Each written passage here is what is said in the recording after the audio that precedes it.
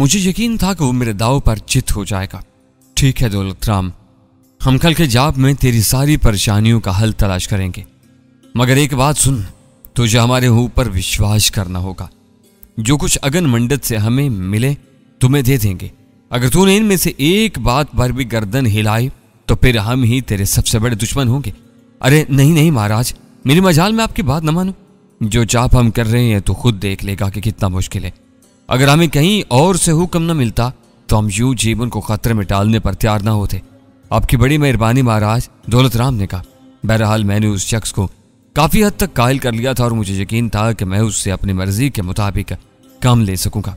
रात गुजरी और दूसरी सुबह जब सूरज भी नहीं निकला था मैं जाग गया।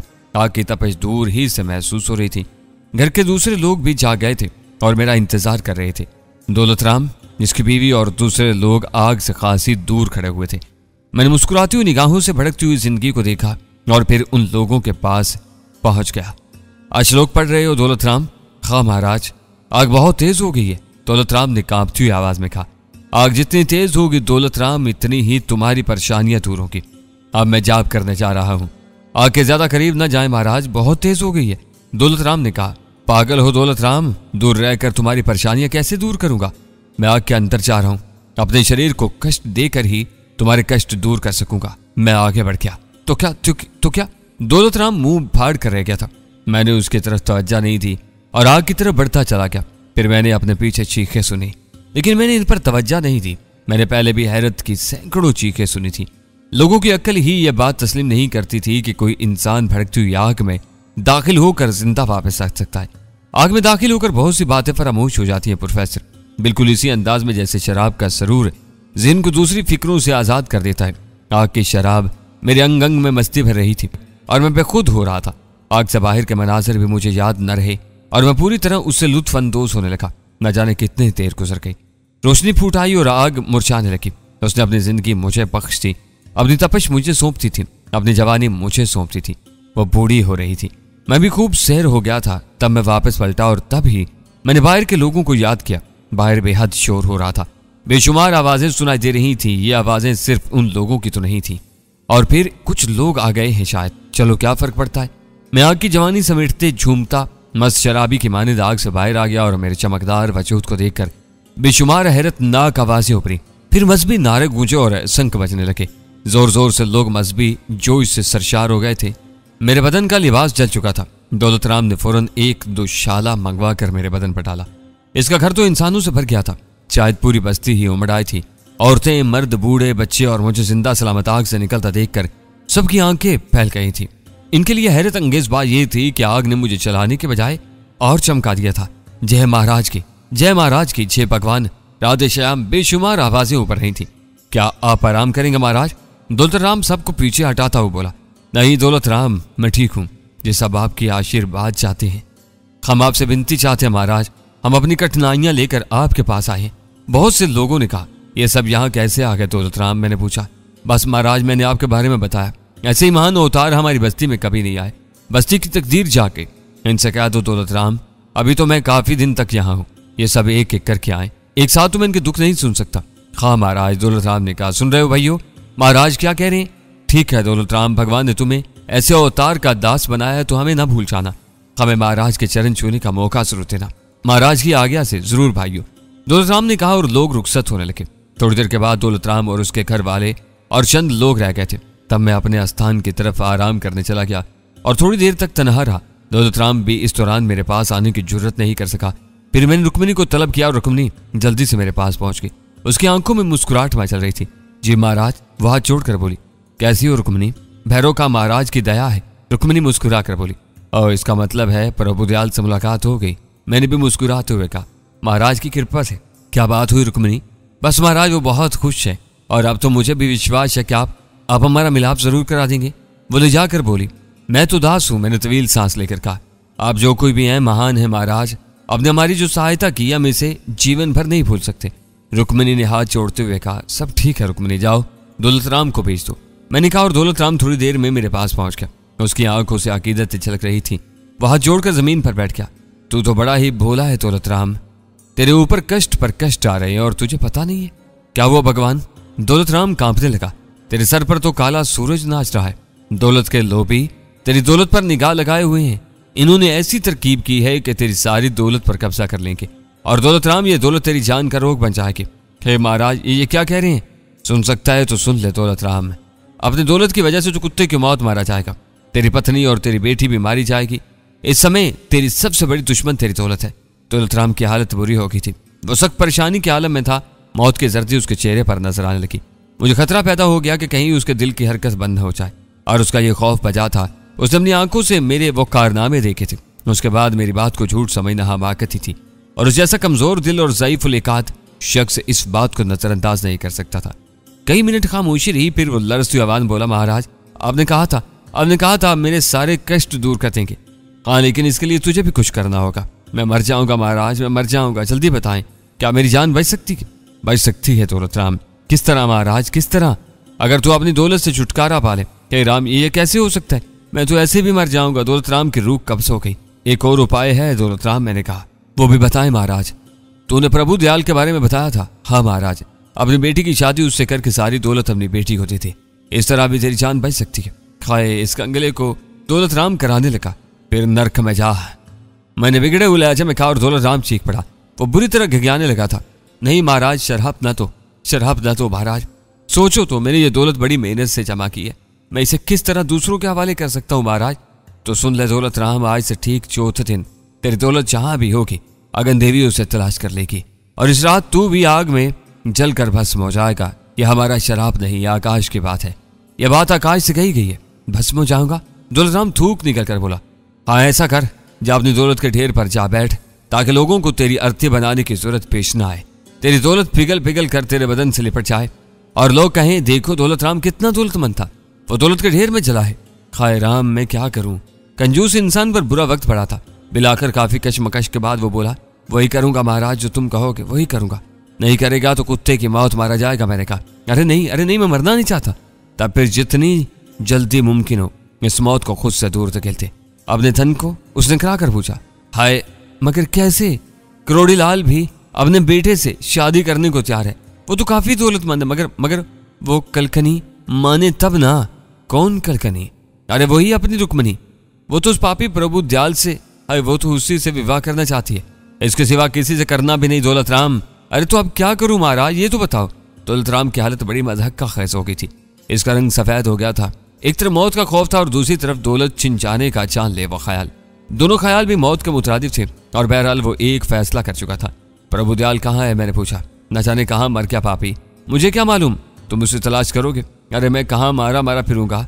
दौलत कमाने गया था पापी, कहीं मर खप न गया हो। अगर वो मर गया है तो तुम्हारी मौत भी यकीनी है दौलत राम। अरे दया रे, क्यों? आखिर क्यों? अगर वो मर गया तो मैंने उसे मार दिया। अब बताओ मैं उसे कहाँ तलाश करूं? तुम्हें बताओ महाराज, मैं उसे कहाँ तलाश करूं? मैं कह चुका हूं, तुम नर्क में जाओ।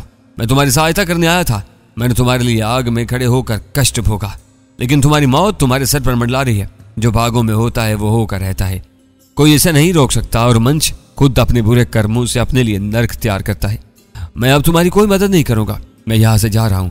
मैं उठ गया, लेकिन उस गधे ने लपक कर मेरे पाँव पकड़ लिया और फिर गधों ही की तरह रोने लगा। नहीं जाने दूंगा महाराज, नहीं जाने दूंगा। हाय, मैं मरना नहीं चाहता, मरना भी नहीं चाहता, और मेरी बात भी नहीं मानना चाहता। वो रोते हुए बोला, और मुझे हंसी रोकना मुश्किल होगी। रो कर मान रहा है, खुशी से मान। अब खुश भी होना पड़ेगा। बड़ी मुश्किल से जमा की थी, परंतु अब दूसरों की हो गई। अरे मैं इसे कहाँ तलाश करूं? तुम्हें मेरी सहायता करो महाराज। मैंने आंखें बंद कर ली और फिर गर्दन उठाकर कहा, ठीक है, घोड़े तैयार करा, मैं इसे तलाश करने की कोशिश करूंगा।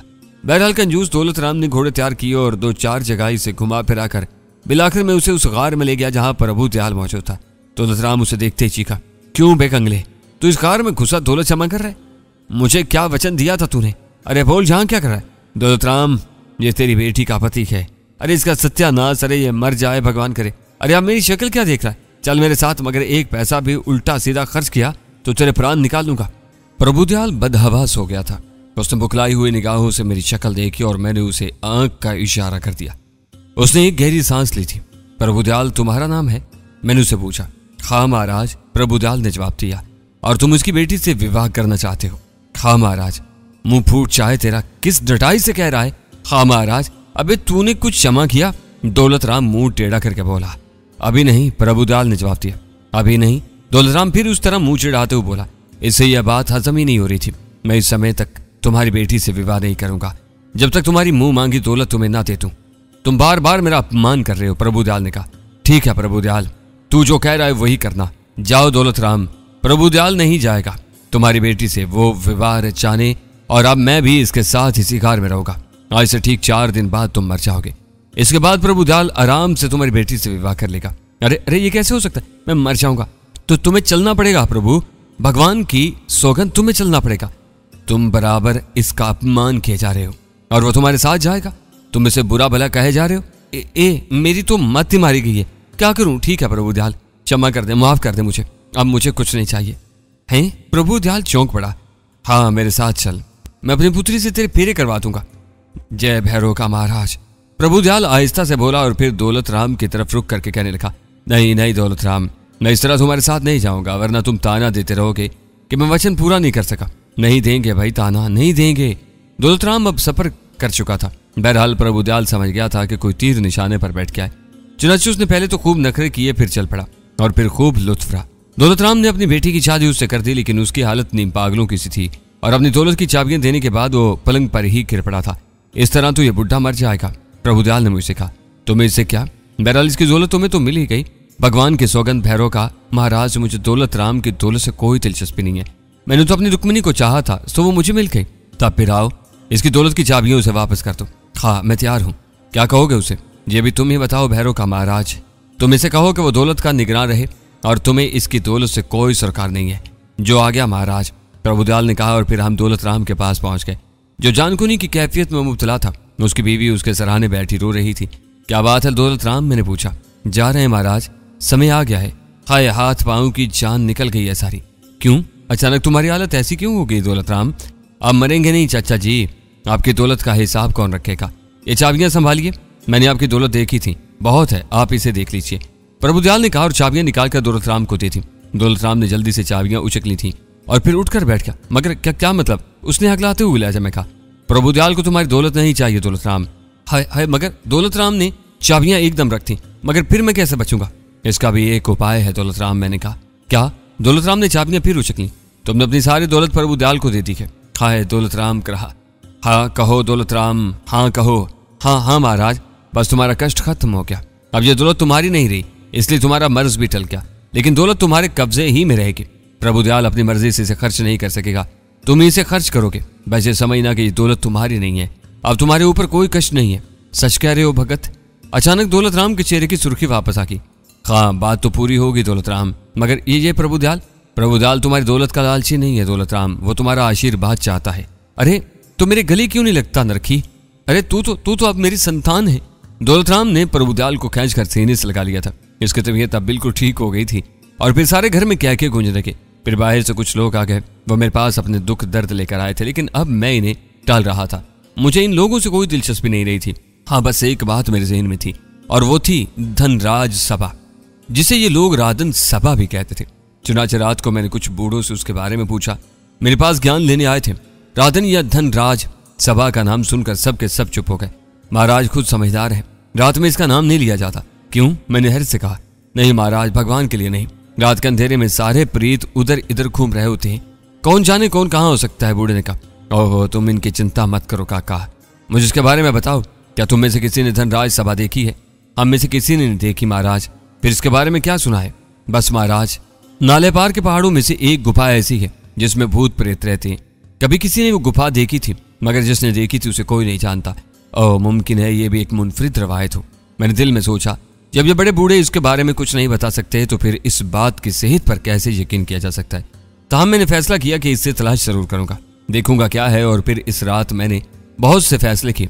प्रभुदयाल की मुश्किल हल हो गई थी, अब यहाँ रहने की कोई वजह नहीं थी। यूं तो पूरी बस्ती के मसाइल थे, अब मैं सारी बस्ती के मसाइल हल करने में तो मसरूफ नहीं हो सकता था। मगर मैं इन लोगों से कह जाता तो वो मेरे पीछे पड़ जाते, इसलिए खामोशी से रवानगी की ठानी। और फिर मैं किसी काम में वक्त गुजारी का तो कायल ही नहीं था, इसलिए देर करने से फायदा। जो ही मैंने महसूस किया कि बस्ती वाले सो चुके होंगे, मैं अपनी जगह से बाहर निकल आया, घोड़ा लिया और पहाड़ों की तरफ चल पड़ा। पहाड़ों का रास्ता बखूबी ज़हन में था, पूरी बस्ती गहरी नींद सो रही थी। मैं आगे बढ़ता रहा, घोड़ा फूंक फूंक कर कदम रख रहा था। आखिर मैं नाले के पास पहुंच गया और ठंडे पानी के अंदर से गुजर कर दूसरे किनारे पर घोड़े से उतर गया।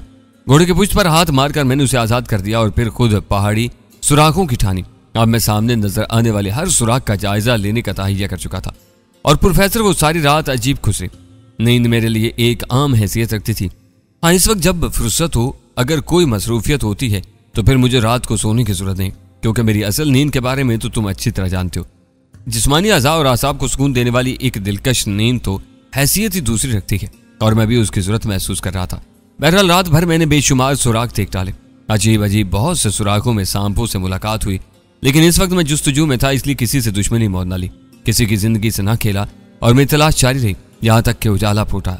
घोड़ा न जाने कहां से कहां चला गया था, मगर मुझे उसकी परवाह भी नहीं थी। मैं तो अब इन इलाकों की तरफ देख रहा था जहां मैंने अभी तक तलाशे जुस्तजू नहीं की थी। बहरहाल पहला दिन भी इसी तरह गुजर गया और मुझे वो रवायत सिर्फ रवायत महसूस होने लगी। तब मेरे ज़हन एक बात सोची, धनराज सभा की एक कहानी मशहूर है। हर रवायत का एक पस मंजर जरूर होता है, मुमकिन ऐसी कोई चीज मौजूद ही हो। इन लोगों ने इसे तलाश करने की कोशिश भी जरूर की होगी, लेकिन इसके ना मिलने की वजह यह भी हो सकती है कि इन्होंने इसे गलत अंदाज में तलाश किया हो। किसी गार का धाना बंद भी तो हो सकता है, कोई चट्टान भी तो इसके मुंह पर आकर टिक सकती है, और इस तरह मुमकिन है वो निगाहों से पोशीदा होगी हो। तब मैंने ऐसी चट्टानों को तलाश करना शुरू कर दिया जो बेसहारा हूं, और आज का दिन इसी मसरूफियत में गुजार दिया। रात हो गई और मैंने पहाड़ों में ही आराम किया। बस्ती वाले शायद मुझे तलाश करने नहीं निकले थे, क्योंकि इस तरफ से मैंने किसी को नहीं देखा था, या मुमकिन है इन्हें इधर का ख्याल ही ना आया हो। उस रात बहुत गौर करने के बाद मैंने तय किया कि कल दोपहर तक ये काम करूंगा। इसके बाद मैं यहाँ से चल दूंगा। बिला मकसद एक रवायत के चक्कर में पहाड़ों में सर मारने से क्या फायदा। चुनाचे मैंने सुबह तक आराम किया और दूसरे दिन फिर अपना काम शुरू कर दिया। और प्रोफेसर अगर वो कोई हकीकत थी तो मुझ जैसे सरपिरे से कहाँ छुप सकती थी। एक बड़ी चट्टान इस तरह नजर आई जैसे पहाड़ मिलने की वजह से वो अपनी जगह छोड़ चुकी हो। मुमकिन है इस चट्टान के नीचे मेरा गौहर मकसूद हो, मैंने सोचा, और मेरे बाजू उस वजनी चट्टान को अपनी जगह से खिसकाने लगे। चट्टान को पहली बार अपनी बेवजनी का एहसास हुआ और वो गुर्राती हुई गहराइयों की तरफ चल पड़ी, और उसके नीचे गार देखकर मेरी आंखें मुसर्रत से चमक उठी। मुमकिन है यही हो, और मैं दूसरे लम्हे गार में उतर गया। पहले तो तकरीबन 10 गज तक नीचे गिरता चला गया, फिर जमीन से पांव टिक गए, और जब पांव टिके तो गार की जगमगाहट का एहसास हुआ। जगह जगह चिराग चल रहे थे, लेकिन मेरी आंखों ने चिरागों की हकीकत भांप ली। ये कीमती हीरे थे जिन्होंने पूरे गार को मुनव्वर कर रखा था। एक वसी और इजहाल था जो आहिस्ता आहिस्ता निगाहों के सामने वाज़ेह हो गया था। दरहकीकत धनराज सभा थी। चारों तरफ संगी मुजस्मे इस्तादा थे, अजीब किस्म की शक्लें लिए हुए, कहीं हसीन औरतों के रूप में, कहीं बूढ़े जोगियों के रूप में, और कहीं नौजवान लड़कों की शक्लों में संग तराश के शाहकार। मैं इनमें से हर एक के करीब बैठ गया और मैं हैरान रह गया। एक हिंदू जोगी का मुजस्मा था। इसके हाथों में एक कशकोल था और गले में कीमती और चमकदार मोतियों की माला पड़ी हुई थी। इसके बाद मैंने एक और मुजस्मे को देखा। हर मुजस्मा सोने और कीमती जवाहरात से आरास्ता था। बेपनाह बेअंदाजा दौलत थी। इस गार में कोई तसव्वुर भी नहीं कर सकता था। मैं चारों तरफ देखता फिरा, यकीनन यही धनराज सभा थी जिसे वो लोग तलाश नहीं कर पाए थे। वैसे शायद इसकी असल हकीकत इन्हें भी मालूम ना होगी, वरना भूत प्रेत के तसव्वुर के साथ भी अगर दौलत का तसव्वुर होता तो बहुत से सर फिरे जानवर खेल कर इसे हासिल करने की कोशिश करते। मैं अब सारी बातें भूल गया था, वक्त का भी कोई एहसास नहीं रहता। न जाने मुझे यहाँ आए हुए कितनी देर हो चुकी थी। एक एक मुजस्मे को मैं करीब से देख रहा था। हसीन और नौजवान लड़कियों के मुजस्मे मौजूद थे। वो ज़ेवरात से लदी हुई बेहद खूबसूरत नजर आ रही थी, और फिर एक इंतहाई दिलकश सूरत के करीब मेरे कदम रुक गए। वो अपनी बड़ी बड़ी आंखों से मुझे देख रही थी और जैसे मुंतजिर थी कि मैं उससे बात करूंगा। मेरे होठों पर मुस्कुराहट फैल गई। अफसोस मैं तुझे प्यार नहीं कर सकता, मैंने कहा। क्यों? एक सिसकी सी मेरे कानों से टकराई। मैं उछल पड़ा। मैंने चारों तरफ देखा और फिर हसीन लड़की के उस मुजस्मे की तरफ। फिर मैं उसके बिल्कुल करीब पहुंच गया। क्या ये तुम बोली थी? हाँ। फिर वही निस्वानी आवाज पड़ी, तुम बोल सकती हो? मैंने उसके बदन को छुआ। सख्त पत्थर का बदन था। हाँ, मगर कैसे? तुम तो पत्थर हो। मैं पत्थर नहीं हूं, मगर तुम्हारा बदन वो मेरे बापू की जिद का शिकार हो गया है। आवाज आई। मुजस्मे के होंठ तक नहीं हिल रहे थे, बस एक आवाज थी जो मेरे कानों से टकरा रही थी। बापू की जिद का? हाँ। वो कैसे? एक लंबी कहानी है, सुनो अजनबी। अगर तुम मेरे पथरीले होंठों को चूम सकते हो, तुम्हारा यह प्यार मेरे शरीर में नई जिंदगी दौड़ा देगा। बोलो, क्या तुम मेरी सहायता करोगे? मैं इसे घूरने लगा। अकल से बाहर की बात थी। मेरे तो कुछ समझ में नहीं आ रहा था, लेकिन बहरहाल ये जादुई सरजमीन थी और मैं कोई खौफजदा इंसान नहीं था। चुनाचे मैं उसके करीब पहुंच गया, यहाँ तक कि मेरी सांस उसके बदन से टकराने लगी। मैं ये दिलचस्प तजर्बा जरूर करना चाहता था। बोलो अजनबी, इन गारों में आने वाले तुम दूसरे इंसान हो। बहुत पहले भी कोई आया था, लेकिन वो मेरी आवाज सुनकर ही डर गया था। वो यहाँ से निकल भागा था। क्या मेरे चूमने से तुम जिंदा हो जाओगे? मैं जिंदा तो अब भी हूँ, मगर मेरा बदन पत्थर का है। तब मैं ये तजर्बा जरूर करूंगा, मैंने कहा, और आगे बढ़कर सबसे पहले मैं उसके होंठ चूम लिए, सर्द और बेजान होंठ। और प्रोफेसर फिर मैं हट गया। तब मैंने उसे मुस्कुराते देखा। हाँ, उसके होंठ मुस्कुराहट के अंदाज में खिंच रहे थे। मेरे पूरे शरीर को जीवन दे दो अजनबी, इस बार होंठ साफ हिले थे। मैंने उन्हें लचकदार देखा। बिलाशुबा इनमें एक जवान दुशीज़ा के होंठों की सी गर्मी और नरमी थी। मैं शशतर रह गया, लेकिन इस दिलचस्प तजर्बे को मैं मुकम्मल कर लेना चाहता था। चुनाचे मैंने उसकी दोनों आंखें चूम लीं और इसकी पलकें झपकने लगी। अजनबी, मैं तुम्हारा यह एहसान जीवन भर न भूलूंगी, वो सिसक कर बोली। और प्रोफेसर, फिर मैंने उसे इंसान बनाना शुरू कर दिया। मेरे बेशुमार बोसों ने उसके पूरे जिस्म में रूह फूंकती। उसके जिस आजू में जान पड़ती उसे हिलाकर वो बेपनाह खुशी का इजहार करती। और मैंने थोड़ी ही देर में काम मुकम्मल कर लिया। तब एक हसीन कदोखाल और हसीन बदन वाली नौजवान दुशीज़ा मेरे सामने खड़ी थी और मैं दिलचस्पी से उसे देख रहा था। मैं किस जुबान से तुम्हारा शुक्रिया अदा करूं? उसने फरते मुसर्रत से कहा। क्यों, क्या अभी तुम्हारी जुबान ठीक नहीं हुई? मैंने अजराहे मजाक पूछा। नहीं, अब तो मैं बिल्कुल ठीक हूँ। एक बात बताओ, मैंने कहा। जरूर पूछो। क्या यहाँ मौजूद सारे बुत प्यार करने से ठीक हो सकते हैं? नहीं, ये शक्ति सिर्फ मुझ में थी। क्यों? इसलिए कि यहाँ सिर्फ धनराज इंसान है या मैं, बाकी सब इसके बनाए हुए बुत हैं। धनराज कहाँ है? ना जाने, उसने जवाब दिया। आओ इसे तलाश करें, मैंने कहा, और उसने मेरा सहारा लेने के लिए हाथ बढ़ाया। मैंने उसे सहारा दिया और वो मेरे साथ चल पड़ी। सैकड़ों साल से इस तरह खड़ी हूँ, चलना भूल गई हूँ। कैसा अजब लग रहा है। सैकड़ों साल से? मैंने ताज्जुब से पूछा। हाँ सवामी, सैकड़ों साल से।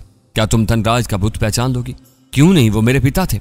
ओह, तुम धनराज की बेटी को? हाँ सवामी, उसने जवाब दिया और मैं खामोश हो गया। मैं ये पूरी कहानी सुनना चाहता था, लेकिन इस सभा के खालिक को भी तलाश कर लेना चाहता था। चुनाचे हम पूरे हाल में फिरते रहे और फिर एक जगह एक इंसानी ढांचा जमीन पर पड़ा मिला। उसके करीब उसका पोसीदा लिबास पड़ा था। लड़की रुक गई। वो इस लिबास को देखती रही, इस ढांचे को देखती रही और फिर सिसकी लेकर बोली, ये मेरे पिता हैं। ओह, मैंने ढांचे को देखकर कहा। हाँ देखो, ये धनराज ही है जो अमर न हो सका। देखो, इसका धन किसी काम नहीं आया और ये तुम्हारा बाप है। हाँ, ओह। मैंने उसका बाजू पकड़ा और उसे वहां से हटा लाया। हैरतंगेज लड़की मेरे साथ आगे बढ़ाई। मैं उसे गार के दहाने पर ले आया।